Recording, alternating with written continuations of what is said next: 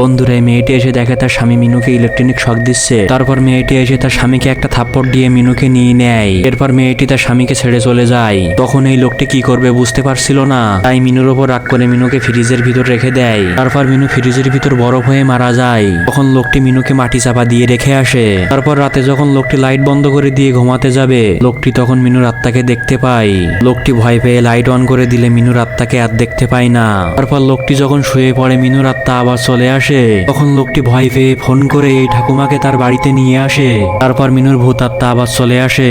তখন ঠাকুমা মন্ত্র পড়ে মিনুর আত্মাকে ধরে ফেলে। তারপর মিনুর আত্মা ঠাকুমাকে বলে দেয় দুষ্টু লোকটি মিনুকে ফ্রিজের ভিতর ঢুকায় মেরে ফেলেছিল।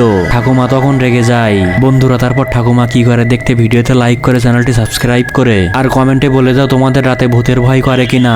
তারপর ঠাকুমা লোকটির ওপর রেগে যায় এবং লোকটির ওপর মন্ত্র করে লোকটিকে পুড়িয়ে দেয় আর মিনুকে ঠাকুমার কাছে নিয়ে নেয়।